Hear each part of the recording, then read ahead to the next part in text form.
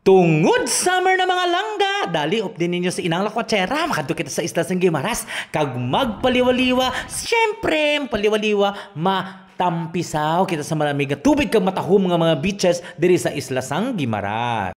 Ang team Kamakama nagplano nga mga day tour lang diri langga sa Banwas ng Nueva Valencia, Guimaras. Makadto kami sa Santo Niño Island Beach Resort, no? Samtang ari kita sa port, syempre bo kanami lang gid no may registration, tapos mo register sakay ka sa bangka, kag gina-inspect gid sang aton gwapo mga Coast Guard. Antes maglakat ang safety kag compliance sang aton nga pump boat nga sakyan mga langga. Hello sir. Aragoy. Shout out lang da sa Philippine Coast Guard no nga na-assign sa Iloilo Port, no. Thank you sa inyong paggabay sa lahat na manlalakbay mula Iloilo hanggang Guimaras and Guimaras hanggang Iloilo. Pag abot na ton sa Jordan Port, nag-rent kita dayon mga langga sa multicab. So ang aton nga rate is 1,200 per way, kay medyo malayo ning kumyan o whatever na nga panauga naton. So 1,200 per way na siya. And then, syempre kay bala kita damo da balon mga langga kay urarada nga aton nga lakat naghapit kita anay sa may tindahan sang Alibhon. Nangita kita rin mga langga sa sunugbahon nga baboy, kasi siyempre basta gani sa bye-bye ka manami kita mga langga kung may sunog ba nga baboy. Tagpila baboy mo to? Bawa ka mahal madigali no? Ang ligpis lang. 400 ya kilo. Sa kilo lang to. Grabe ka gaway sila magbayad do. Grabe bla. Kagbawa kita plano mabakal sang kasag, bakal kita sang kasag mga langga, kailan tawa ka gwapo kay Toto nga baligya sa kasag nga mga langga kadamo sang gwapo diri sa Guimaras nagligad pagbakal na kon lukos may gwapo man diri nga nagabaligya. La kasag mo to 420 isa ka kilo. Ipaluto ta lang to sa resort. Kay go pa kwarta nyo. Yes. Toto, oh gwapo kay Toto. Thank you. So bakal pag kita diri mga langga sa aton mga inupanakot sa aton mga sulugbahon kag mga lulutuon mga langga. Dadang hapit kita sang paho. Syempre Guimaras hindi pwede nga di kita magdala sang paho sa resort mga langga. So biyahe na tayo mga langga papunta dito sa Nueva Valencia. But siguro mga isa ka oras mo ng biyahe na mo. No, makalabot kita diri sa may kumyan or whatever. Bawa pag abot pa lang langga, amo nila mabungad sa imo. Masakay ka sa flatboat pakadto dito sa Santo Niño Island Beach Resort. Kag experience mga langga. Nag-aagi ka dito sa daw sa pa. Kag mga mangrove side by side ba may piano. Ay po, kanami kita sa pamatyagan mo mga langga kay kalamig. Kanami sa mata. Diri mag-agi diri sa may sapa-sapa. Diba?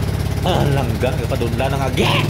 So ayan, ang mga biyahe na ito langga, mga 10 to 15 minutes, no? Ara nagtadayon sa may Santo Niño Island Resort. No? Katahom pa lang, pagpasulod mo pa lang sa resort, kanamit na sa nga itsura mga langga. Actually, kapilan ako ka-times nagkanto, that's why, gabalik-balik ako dari kay manami, dari malinong kag mataway. Pag-abot na ito langga, syempre, mga last days na pakal dayon sa nga aton nga pamahaw, nga mabalon, kay parang after mga 30 minutes, bumba na dayon ka island hopping mga langga. Tapos na itong pamahaw mga langga, ara, ready na, bakbaka na tayo, kadto na ta pa island hopping na kita mga langga. So along the way pa lang malingaw ka na sa mga matahom nga mga talanawon nga maagyan ni mga langga. Ara ka sa bangka pa lang dumatampisaw ka na, dumadive ka na sa dagat ka magkapakapa nga daw sirena nga nahimolbolan. So samtang nagkapakadto kita mga langga sa aton nga first stop, which is ang sandbar o pasil. Maagi kita diri sa mga mangroves mga langga, kag diri ako nag-enjoy gid ang matyaw ko langga. Kanami tulukon ni mga langga sa side by side ni nga mga mangroves diri nga maagyan naton. Hayan, approaching na tayo malangga sa aton nga first stop, ang tawag nanda nga sandbar mga langga o pasil, no? So pag-abot pa lang baw kanami nagidya maglangga magtampisaw sa tubig.